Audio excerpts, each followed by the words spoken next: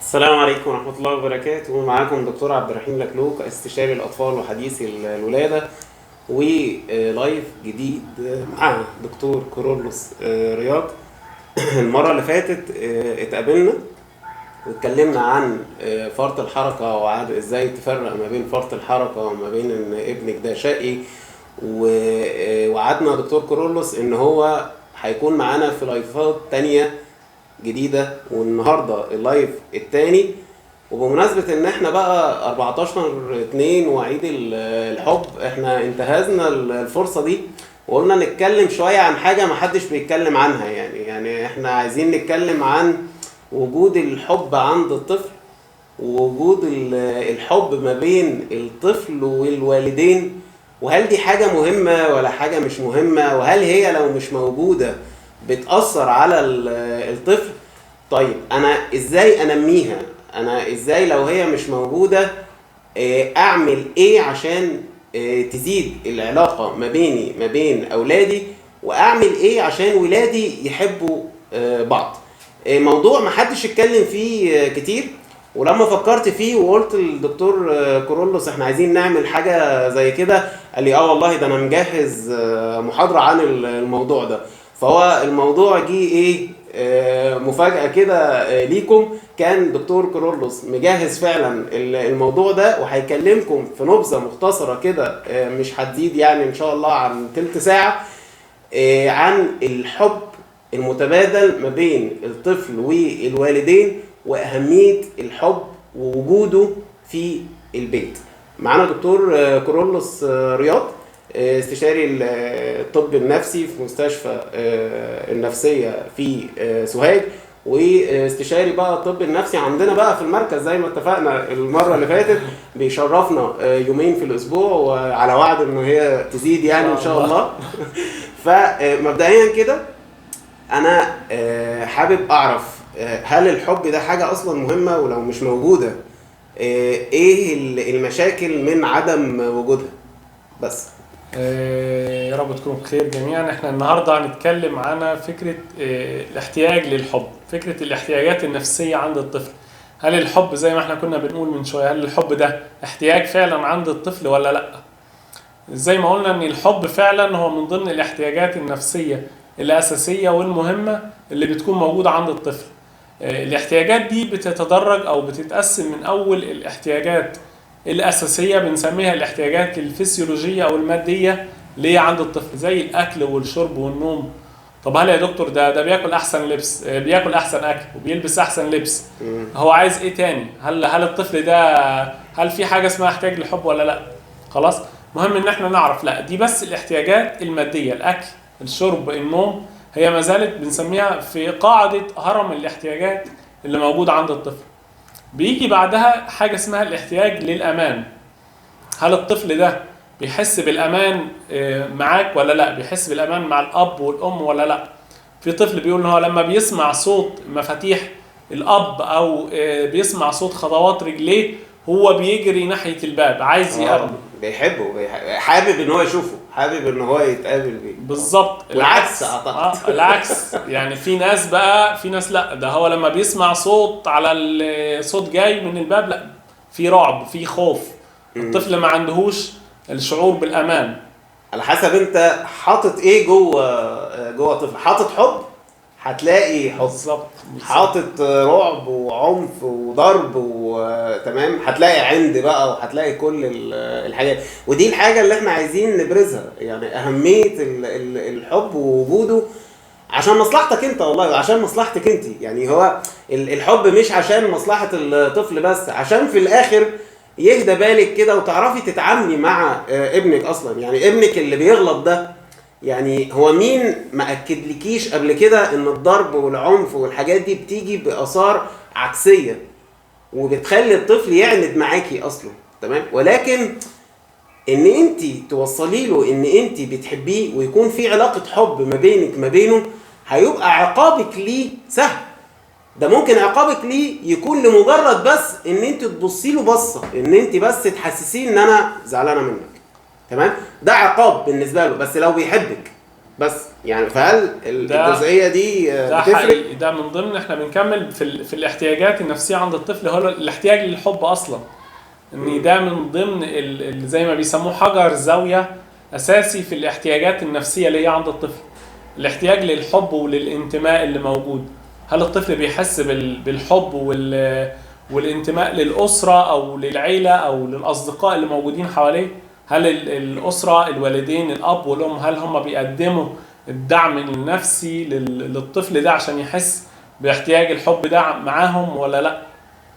بعد كده بنتدرج بقى في باقي الاحتياجات، زي الاحتياج للاستقلالية والاحتياج لقبول الذات واحترام الذات. دي كلها حاجات بتكون موجودة عند الطفل، مهم جدا جدا ان احنا نحققها عشان نلاقي بقى نتجنب بعض المشاكل النفسية اللي احنا بنشوفها، زي اضطرابات القلق والاكتئاب وبعض مشاكل بقى السلوكيات العنيفة وبعض الإدمانات أو المواد المخدرة. احنا بنشوف الطفل ممكن يلجأ، وخصوصا مع بدايات مرحلة الطفولة أو المراهقة، حاجات كتيرة بقى سببها عدم وجود مشاعر أو احتياج الطفل احتياج الحب عند الطفل لم يتم تلبيته بعد. يعني هو زي النقطة اللي اتكلمنا فيها من شوية، هي لو مش بتحبك مش هتسمع لك كلام.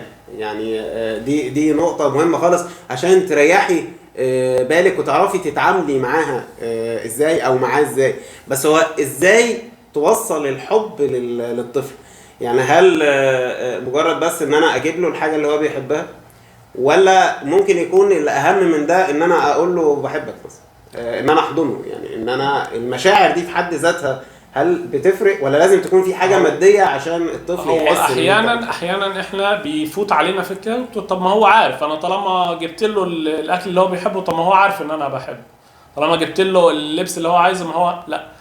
اذا كان في ناس كبيره احنا مش بنفهم بالتلميحات، الكبار ما بيفهموش بالتلميحات احيانا، ما بالك طفل وانت عمال تلمح له ان انا بحبك؟ ده اكيد هيفهم لا، بالتلميح وبالتصريح ان انا بحبك، وبالتلامس مع ابني وبالاحضان وبكل الوسائل الممكنه اللي انا اخلي الطفل بيها يعرف ان انا بحبه. كل الوسائل اللي فيه دي اقدر اقدمها، ما ينفعش ان انا اتاخر عنها او افترض ان الطفل هو هيفهم التلميحات بتاعتي. الكلمه نفسها بتفرق، ولازم تتقال يعني. تمام. بس دي طيب الحب ده لازم يكون بس ما بين الاب وابنه او الام وبنتها، ولا لازم للطفل يكون في حب خارجي؟ يعني الناس المحيطة بقى في المدرسة والمستر والمس والجيران والناس اللي بيعلموه هل لازم يكون في الأجواء دي كلها حب، ولا يكتفي بس بالحب بتاع الأب والأم كافي بالنسبة للطفل؟ يعني زي ما بنقول ان الحاجة الى الحب مش بس الطفل ممكن ياخدها من الوالدين فقط، لكن الحاجة الى الحب والسواء النفسي، ان الطفل عشان يبقى سوي نفسيا زي ما بنقول، ان الحب ده ممكن ياخده من الوالدين، من الاب والام، ممكن كمان من المدرسة، من البيئة اللي موجود حواليه فيها. مهم ان المدرسة تتجنب شعور الطفل بالرفض او بعدم القبول. في طفل بيحس ان هو لا، هو مش مميز في المدرسة، هو مرفوض في المدرسة، هم مش قابلينه في المدرسة، مش هيحب المدرسة، مش هيحب اصلا، ما هو مش واخد الاحتياج ده، غير مشبع معاه في المدرسة او في الفصل او مع الاصحاب او مع باقي الاسرة، العم والعمة والخال، باقي افراد الاسرة هم رافضين الطفل. فده شعور مهم جدا. من الواجب على مش بس الأسرة الصغيرة بتاعت الطفل زي الأب والأم، ولكن الأسرة الكبيرة المحيطة بالطفل، الأسرة، القرايب بقى، القرايب، العيلة، المدرسة نفسها. مهم إن أنا فكرة التمييز بين الطلبة نفسهم في الفصل وفي المدرسة دي بتخلق شعور بالرفض، بعدم القبول، بعدم الحب الطفل ممكن يلاقيه في وبمناسبة موضوع التمييز ده، التمييز ما بين الأخ وأخته في التعامل، أنا كأب بس بحب ده أكتر من ده، تمام، وباجي على ده أكتر من ده، بضرب ده وببوس واحضن ده. القصة دي بتولد إيه عند الطفل؟ بص، مهم إن إحنا نعرف برضو إن دي كلها هترجع برضو، هنرجع لنقطة الاحتياجات النفسية الأساسية اللي عند الطفل. خلاص، فكرة الاحتياج للمحبة نفسها. هو الطفل لا يا دكتور، ده أنا كلهم بحبهم زي بعض، ده أنا كلهم بعملهم، بس هو الطفل بنفسه هو شايف غير كده، شايف غير اللي انت بتقوله. لازم تصلح يعني مهم ان انا بالتلميح وبالتصريح وبالفعل نفسه. انا زي ما بجيب لده بجيب لك انت، زي ما بحضن اخوك الصغير بحضنك انت، زي ما بتكلم معاه وبخصص وقت ان انا اقعد، هخصص وقت ان انا هقعد واتكلم معاك واسمعك. ولو حسيت ان الجزئيه دي عنده، انا ممكن اديله اهتمام اكتر من اخوه عشان اعوض الجزئيه دي. ده عوض ممكن بقى اللي عملته يعني سابقا بقى، لو انا بصلح كان في تمييز او في اختلاف ما بين الطفلين، مهم ان انا اعوض الحاجات دي طبعا يعني. طب انا لو الحب مش موجود، ايه اللي هيحصل يعني؟ بص، دي نقطة مهمة جدا جدا احنا بنشوفها، واحنا معظم المشاكل اللي احنا بنشوفها في مرحلة المراهقة حتى مع البلوغ كمان، كل المشاكل اللي احنا بنشوفها دي نتيجة لعدم تحقيق او عدم تلبية الاحتياجات النفسية الأساسية من سن الطفولة نفسه. فكرة الانعزال، الابتعاد عن المجتمع، ضعف الثقة بالنفس. الطفل اصلا انت من البداية ما كانش فيه شعور بالاستقلالية، شعور بالاعتبارية، ان هو كلمته مسموعة، ان هو متشاف في البيت، ان هو شايفينه، ان هو كلمته مسموعة. انت هتلبس اللبس ده يعني هتلبس، انت هتاكل اكل ده يعني هتاكل اكل ده، انت هتروح المكان ده يعني. هو ملوش فين اختياره؟ فين رأي؟ هو اتعود ان هو يبقى تابع ليك، يبقى بناء عليه هو هيتعود ان هو يبقى تابع لاي حد بقى، حد من اصحابه، حد من الجيران، حد من قرايبه، اي حد يقول له كلمة هو هيسمع، يبقى تابع ليه. غير ما هو لا، انا عارف الحاجه دي انا مش مناسبه معايا، مش هقدر اعملها، يبقى رايه ليه رايه، كلمه مسموعه. باقي المشاكل الثانيه اللي احنا ممكن نشوفها، اضطراب القلق العام، اضطرابات الاكتئاب كمان عند الاطفال. هو يا دكتور الاطفال ممكن للاسف الاطفال ممكن تصاب باضطراب القلق واضطراب الاكتئاب، اضطرابات الادمانيه بمختلف انواع التعاطي. طفل بيحاول يهرب بقى من شعور بالرفض وشعور بعدم المحبة، هو مش لاقي الحب ده في البيت، هو مش لاقي القبول في البيت، هو بيلاقي الرفض. كل الحاجات دي هو بيدور بقى على مكان يديله الحب، يديله القبول، يديله الإحساس بالمسؤولية والرأي والاعتبارية، ومكان يشوفه. دي كلها حاجات ممكن نلاقيها. في كمان أعراض جسدية، صداع، زغللة، دوخة، اضطرابات ليها علاقة بالتبول اللا إرادي عند الأطفال. دي كلها مشاكل بنشوفها نتيجة لعدم تلبية الاحتياجات النفسية اللي موجودة عند الطفل. تبول لا إرادي، انت وعدتني اللايف الجاي احنا ان شاء الله هنعمل احنا اتكلمنا عنه، الناس طلباتها كتير احنا اتكلمنا عنه فعلا في اللقاء اللي فات. وان شاء الله هنعمل المره الجايه بقى ان شاء الله موضوع مخصوص لمشكله التبول اللا ارادي عند الاطفال باذن الله. طب احنا قلنا الحب لو مش موجود ايه المشكله. طب انا دلوقتي لو اللي موجود في علاقتي ما بيني ما بين اولادي عنف، اضطهاد، بكلمهم بطريقة اعمل كده، ولو ما عملتش كده هعمل لك الحاجة الفلانية. بقى بالنسبة للطفل هو عايش في البيت بالظبط، انا مضطهد. تمام. الجزئيه بتاعت المفتاح بتاع الباب ده، انا الشخص ده، انا الاب ده اللي بيتعامل بالطريقه دي، لما هيجي يفتح الباب انا مش هحب، انا هستخبى منه، مش هجري عليه يعني. فالعواقب بتاعت العنف والطريقه دي مع الطفل العكس بقى. يعني احنا قلنا فوائد الحب بقى وايه الفوائد بتاعه، عايز اعرف بقى العنف ممكن يولد ايه عند الطفل. هو دي نقطة مهمة طبعا جدا جدا. زي ما قلنا ان العقاب البدني او التعامل بصورة فيها ايذاء او فيها عنف او فيها اعتداء كمان على الاطفال، دي بتسبب احيانا مشاكل كتير عند الطفل. هو الطفل في اللحظة دي هو بناء عليها هو بيرحل المشكلة دي عند الطفل الاصغر منه، اقرب طفل. لو في طفلين في البيت، هو في الطفل الكبير بيتعرض للضرب او للايذاء من الاب، هيضرب على الاصغر منه. هو تلقائيا، ولو مفيش اصغر منه هيمسك العروسه ويقعد يضربها. على لو في اي حيوانات اليفه موجوده في البيت، على الاطفال الاصغر منه في الحضانه، في المدرسه، في الشارع. هو بيرحل عمليه الايذاء اللي بتحصل. هو مرايه، الطفل مرايه بالظبط. احنا كنا قلنا كده المره اللي فاتت، هو الطفل ما هو الا مرايه للاحداث اللي بتحصل معاه هو. خلاص. كمان فكره ان هو الموضوع بقى ما بقاش فارق معاه، ويعني هي علقه وخلاص، هي ضربه وخلاص، زي ما بنسميها كده، ده هو نحس يا دكتور، ده هو الولد بقيت اضربه مهما اضربه واعمل، ما خلاص هو متهيأ له هو حدث هيحصل وهيتضرب وهيسكت وهينسى الموضوع بس مازال كل التراكمات دي وكل الإيذاء ده موجود جوه الطفل، حتى لو شفت نتيجة لحظية لفكرة لو سمع كلامك وقتها وبطل يعمل الحاجة دي، ولكن بالتالي هو الموضوع بيكون لحظي مش أكتر يعني.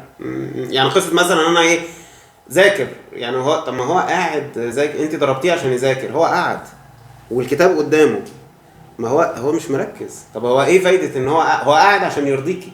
طب انت كده استفدتي ايه يعني؟ بالظبط. يعني دي جزئيه يعني حتى لو اخدتي منه استجابه، هتلاقي الاستجابه دي استجابه بس لمجرد ان هو يرضيكي، مش عشان هو فهم ان ده حاجه غلط وهو بيصلحها يعني. تمام. دي جزئيه العنف، لان انا بشوف اولاد كتير يعني الامهات والاباء بيتعاملوا معاهم بطريقه بشعه، وكأن ده حق مكتسب. لا انا العيال هيتربوا ازاي؟ ما لازم اعمل معاهم كده. ده بالفعل انا عايز اقول نقطه كمان في فكره الموضوع ده، ان زي ما احنا قلنا ان الهرم بتاع الاحتياجات الاساسيه عند الطفل، القاعده بتاعته هي الاحتياجات الماديه او الفسيولوجيه، الاكل والشرب والنوم واللبس. احنا في اهالي للاسف، في اولياء امور بنشوفهم بيستخدموا الاحتياجات اللي موجوده عند الطفل دي كنوع من انواع العقاب. انت عايز تنام، لا ده انت مش هتنام، ده انت كده مش طفل، ده انت كده واخده عدو في حرب يعني. لا انا بحرمه من النوم، انا هحرمه من النوم بقى عشان هو لا ده باشا، ده الاسرى في غزه مش بيعملوا معاهم كده. هو غلط يبقى انا هحرمه من النوم، هو غلط يبقى انا هحرمه من الاكل ده اللي هو عايز ياكله. الميه، لا انت مش هتشرب دلوقتي، مش هتاكل دلوقتي، انت مش هتنام، انت هتفضل صاحي قدامي كده هنا دلوقتي عشان عملت كذا كذا كذا. هل ده منطقي ان احنا نستخدم الاحتياجات الاساسيه اللي موجوده عند الطفل ونستخدمها كوسيله من والله انا اللي اكتشفته مؤخرا ان معظم الامراض النفسيه اللي موجوده عند الطفل مش بتحتاج دكتور نفسي للطفل، بنحتاج دكتور نفسي للاب والام. فعلا هو يعني هي مهم، بس انا بشوفك دايما انت لما بتقعد مع الطفل لوحده وبتقعد مع الام لوحدها، انت بتقعد مع الطفل شويه قليلين، بتقعد مع الام ساعه. المشكله بشكل اساسي بتكون في فكره تعامل الاهل او تعامل ولي الامر ده مع الطفل. ما هو جه ليه؟ كون ان هو يجي ويطلب العلاج دي خطوه كويسه، بس هو تراكمات الايذاء والمشاكل اللي موضوع ان انت تغير فكر او تقنعه ان هو غلط، دي مش حاجه سهله عند الاب والام يعني. طب انا الثقه في النفس عند الطفل انا انميها ازاي يعني؟ انا دي جزئيه برضو مهمه خالص يعني. ده جزء مهم جدا، فكره الثقه بالنفس عند الطفل، واحنا محتاجين نوضح في شويه فكره ان نكمل بقى في باقي الاحتياجات. فكرة المدح، هل الطفل ده بيتلقى الاحتياج للمديح ولا لا؟ هل انا لما بشوف انت برافو عليك، انت ساعدتني في كذا وكذا وكذا النهارده، برافو عليك ان انت ساعدت اخواتك الصغير في كذا، برافو عليك ان انت عملت كذا، خلاص. فكرة ان هو يتطور عنده مهارة الاستقلالية، او ان هو يبقى عنده رأي، وان هو رأيه يبقى مسموع ومتشاف، وان هو محبوب. بالظبط. يعني ده اعتقد حاجه من الحاجات الاساسيه عشان ده حقيقي فكره اللي هو يبقى محبوب. هو لو محبوب من الاسره، هيبقى واثق ان هو شخص كويس نفسه، هيبقى بيتسمع، احنا سامعينك، احنا بنحبك وبنسمع رايك. ما هو مش بيقول اي ده، هو دايما بيقول اي كلام. هو كمان يعني الطفل هيختار يلبس القميص ده، هو هيلبس هيلبس اللبس ده وخلاص. يعني ايه ياكل ده، ولا هو هياكل اكل ده وخلاص. يعني يروح عند خاله ولا يروح عند عمه، يروح النادي ولا يروح اللي انا هقول عليه اللي انا هقول عليه هو هينفذه وخلاص. دي بتؤدي لضعف شديد في الثقه بالنفس عند الطفل. دي جزئيه برضو الاب والام، يعني في اختلافات اعتقد ما بين الوالدين في التعامل. يعني انا اعتقد يعني في كذا سيناريو للتعامل ما بين الاب والطفل. انت كنت قلت لي في 4 انواع باين او حاجه زي كده، فعايزين نوضحها برضو للناس، وايه النوع الكويس وايه اللي المفروض ان انا ابعد عنه. هو الحقيقه هو الجزء ده يمكن جزء في علم النفس او في علم الطب النفسي اسمه الوالديه، او برنامج الوالديه الحديث، او الوالديه الايجابيه او الفعاله عند التعامل مع الاطفال. البرنامج ده بيقسم انواع الوالدين لاربع انواع. النوع الاول ان هو الاب او الوالدين او الاب والام بيكون مصدر ثقه وامان للطفل. بيكون في توقعات محدده انا عارفها من الطفل، بيكون في قواعد محدده واضحه للطفل، بيكون في حزم مع وجود الدعم للطفل. انا مش بسيب الطفل يعمل كده كل حاجه بدون تبعات او بدون ملاحظه ده النوع الاول، النوع الداعم والنوع اللي بيدي الثقه والامان للطفل. ده اللي هو المفروض ان انا النوع ده اكون اللي هو احنا بنحاول نتجه بقى كل الاتجاه ليه.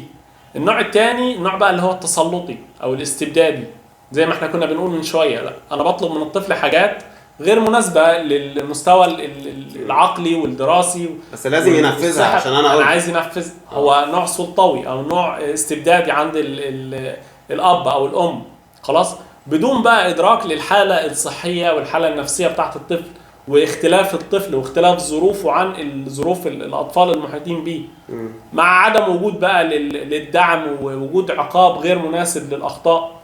ده كله في النوع الثاني من نوع الوالدين او الاباء. النوع الثالث اللي هو النوع المتسامح او المتساهل في كل حاجه. هو عمل زي ما عملش، هو نفذ الفكره دي ولا ما نفذهاش مش مشكله، هو عمل انا عايز شيبسي، انا عايز كاراتيه، انا عايز خد وهات. هو يعني ما عندهوش فكره المتابعه ولا الملاحظه ولا الاهتمام اصلا بالطفل. نوع متساهل. خلاص. النوع الرابع وبرضه ده نوع من الانواع السلبيه اللي هو النوع بنسميه النوع المهمل او الغير منتبه اصلا او غير مساهم في عمليه التربيه، اللي هو الاب مثلا في مكان معين منعزل. انا يمكن شويه نوع من انواع الهروب من اولياء الامور. ده ما بيعرفش بقى ابنه في سنه كام ولا ايه بالظبط. انت تساله هو ابنك تاريخ ميلاده ايه اصلا، هو اصلي مش عارف، هو يا اما 6 سنين يا 8 سنين، حاجه من الاثنين.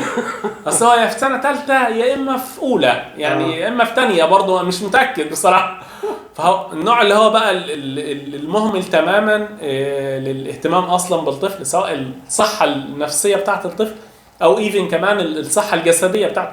هو تعبان مش مشكله، زي مش تعبان، هو كويس ولا مش كويس، هو اخباره ايه، عنده مشكله ولا ما عندوش مشكله، هو حصلت له في المدرسه امر كذا كذا كذا وفي استدعاء او في طلب حضور لولي الامر، هو مش فارق معاه اصلا. تمام. طب وده بينصب على الابن ان هم مش مهتمين بيا، مش بيحبوني، فبالتالي بقى هتلاقي كل العواقب اللي احنا اتكلمنا فيها في اول طبعا دي حاجات كتيره بقى بنشوفها عند الاطفال بقى، اللي هي ضعف الثقه بالنفس وعدم القدره على الاستقلاليه، وان هو يبقى حاسس ان هو متشاف، عدم الاحساس بالامان والاحتياج للامان والاحتياج للحب برضو. فكره الاحتياجات دي كلها ما تمش تلبيتها عند الطفل. فدي نقطه برضو مهم ان احنا ناخد بالنا منها في التعامل مع الاطفال يعني. فالمفروض نقرب ناحيه النوع الاولاني ده اللي هو ده يعني الاتجاه اللي احنا بنحاول قدر الامكان. يعني البرنامج ده هدفه الاول والاساسي ان هو يقرب العلاقات ما بين الوالدين والطفل، يقلل شويه من الاستخدام السلوك العنيف والعنف والايذاء اللي بيحصل من الوالدين تجاه الابناء، ونتجه في اتجاه التعامل المناسب مع الطفل، العقاب المناسب، احتياجات النفسيه المناسبه للطفل، استخدام الاسلوب المديح واحتياج للقبول والامان. كل الاحتياجات دي اللي احنا بنستهدف بيها برنامج الوالديه في التعامل مع اولياء الامور بالتحديد. تمام يا باشا. طب انا بس عشان النور هيقطع بعد 5 دقايق عندنا مشكله على النور. اخر جزئيه وهي الطفل المراهق، سواء ولد او بنت، التعامل مع الاطفال في العمر ده وبيكون ازاي يعني مش سهل ان هم يسمعوا الكلام، ومش سهل ان انت تقول يمين شمال مش هيحصل. فاتعامل ازاي معاهم لما يقولوا لي لا؟ ده حقيقي مهم ان احنا في البدايه نعرف ازاي عقليه المراهق دي بتتكون، المراهق ده بيفكر ازاي. خلاص، دي نقطه مهمه. يعني تخيل حضرتك كده انت 2 مختلفين، من واحد مثلا من الصين او واحد من الهند، ده بيتكلم هندي او صيني، واحد تاني مثلا من اسبانيا او من البرتغال وبيتكلم اسباني، والاثنين واقفين قصاد بعض وبيتكلموا، لا ده عارف الصيني ولا عارف الهندي، ولا الاثنين اصلا احنا مش عارفين نتواصل مع بعض. ده بيتكلم لغه وده بيتكلم لغه تانية، وده فاكر ان المشكله عند التاني، وده ماشي وده بيشتم وبيزعق، وهو ده مش فاهم انت بتقول ايه، ولا انا مش فاهم انت بتقول ايه. المفروض نتعلم ازاي او نتعلم اللغه بالظبط كده. مهم ان احنا نعرف ان في اختلاف اصلا في طريقه تفكير الطفل المراهق ده. خلاص، بعض الدراسات بتقول ان سن المراهقه ممكن يبدا من 12 لحد 18 سنه، يعني مع الظروف والسوشيال ميديا والوسائل الحديثه. ناس كتير دلوقتي بتقول ان حتى ايفن كمان من 10 سنوات لحد سن 18 سنه، وده عمر حيوي وعمر حرج جدا جدا للطفل. مهم ان انا اعرف بقى ازاي فكره العقليه او فكره تدريج التفكير عند الطفل المراهق. ان الطفل المراهق ترتيب الافكار عنده من الفص الخلفي او بنسميها اللوزه المخيه او الجزء الخلفي للمخ. خلاص، ان هو بيفكر في اساليب المتعه، اساليب المشاعر، تفكير عاطفي شويه، لكن احنا بيبقى تفكير عقلاني. احنا بقى الجزء اللي هو اللي بنسميه الفرونتال كورتكس او البري فرونتال، اللي هو الجزء الامامي او القشره المخيه الاماميه للانسان. ده اللي هو الانسان البالغ بقى، الصح ايه والغلط ايه، انا هعمل كذا وما اعملش كذا، انا هقول كذا وما ينفعش اقول كذا، انا هروح هنا وما ينفعش اروح. انت عايز، انت كشخص كبير وبتفكر بطريقه مختلفه. ما ينفعش الطفل اللي هو المراهق ده اللي لسه عنده 12 سنه و14 سنه هو مش هيفكر زيك. فلازم العاطفه اللي عند الطفل يكون فيها عقلانيه شويه، ولازم العقلانيه اللي عندي دي تكون في عاطفيه. بالظبط. نحاول قدر الامكان نكون متفاهمين ان في اختلاف. اول خطوه بس ان انا اكون عارف اصلا ان في اختلاف ما بين تفكيري وطريقه تفكيري انا وطريقه تفكير ابني المراهق او بنتي اللي هم عندهم سن 12 و13 و15 سنه. السن ده فيه اختلاف في طريقه التفكير. خلاص.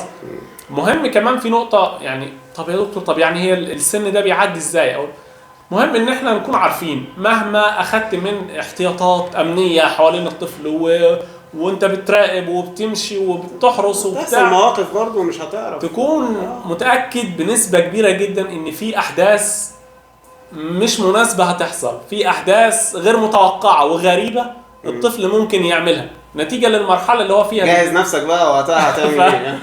فانت مهم ان انت تكون جاهز بقى، يعني رد فعلك بقى هيكون ازاي في المرحله دي. وارجع للنقطه اللي احنا بدأناها في الاول، لو مفيش حب انا مش هسيطر. ده حقيقي. فلو في حب انا هعرف اتعامل. يعني جزئيه برضو، يعني لو المراهقه دي عند بنت مثلا وانا اب، يعني انا حضني لبنتي وكلامي الحلو لبنتي تمام هيخليها لو سمعت كلام حلو من حد بره، لا انا شبعانه من بيتي تمام، فمش هيخليها تتاثر باي كلمه خارجيه. فحتى الجزئيه دي لمصلحه بنتك، يعني لمصلحه ان هي العاطفه بتاعتها ما تدورش عليها بره، لا انت لازم تكون موصل لها، لان اي حد في السن ده بيبقى ليها عاطفه ناحيه الجنس الاخر تمام. فبالتالي انا لو مش مشبع عندها الجزئيه دي، لا يعني ممكن تشبعها من الخارج، ودي جزئيه انت برضو هتيجي فوق دماغك انت تمام. فلازم تعرف الجزئيه دي وتصلحها عشان بنتك تبقى في حضنك على طول. فكرة الاحتياجات برضه هي احنا بنحاول ندور في نفس فكرة الاحتياجات، ان الطفل اصلا هل الطفل ده من مرحلة الطفولة بتاعته هل هو تم تلبية الاحتياجات الأساسية اللي موجودة عنده؟ احتياج بالأمان، واحتياج للمحبة، واحتياج للقبول والمدح، احتياج ان هو متشاف، احتياج ان رأيه مسموع. الطفل الابن او البنت، الولد او البنت، هل هو رأيه مسموع؟ هل هو انا شايفه ولا لا؟ هل انا باخد رأيه ولا لا؟ ولا الرأي اللي انا بنفذه هو اللي هيمشي؟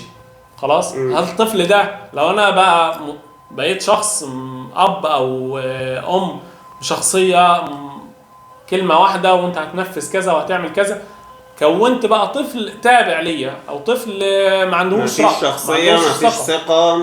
ده حقيقي. فالطفل بقى تكونت شخصية اللي هو عدم الرأي او عدم وجود رأي عند الطفل. الاهالي بتيجي يا دكتور ده الولد اي حد بيقول له كلمة ممكن يسمعها، بيمشي على طول مع اي كلام يتقال له ممكن يسمعه. البنت نفس الكلام، ما هي ما حسيتش في وقت من الاوقات ان هي مسموعه، عنده شخصيه. ما ربتش عنده شخصيه. انا ما شفتوش، انا ما اتشافش قبل كده، ما سمعتوش قبل كده. فدي نقطه مهمه جدا جدا نخلي بالنا في التعامل مع الاطفال في مرحله المراهقه. يعني حبيبي والله انا بعد اللايف ده حبيتك حبيتك بزياده اكتر ما انا حبك. تسلم لي يا باشا، شكرا حبيبي. موضوع جميل ومحدش كتير بيتكلم فيه، ده حقيقي. يعني حاولنا كده في كام دقيقة ان احنا نلخص أهمية الحب واضرار عدم وجوده في علاقتك ما بينك ما بين اولادك. حابب اشكر دكتور كرولوس رياض، وعايز اقول لك يعني انت فرقت كتير معانا في اللقاءات دي جوه المركز. الصراحه يعني حابب اشكرك على كل الاضافات. شكرا ليك. وبرضو هاكد عليك اللايف الجاي احنا قلنا تبول لا ارادي مثلا، ان شاء الله نختار الموضوع.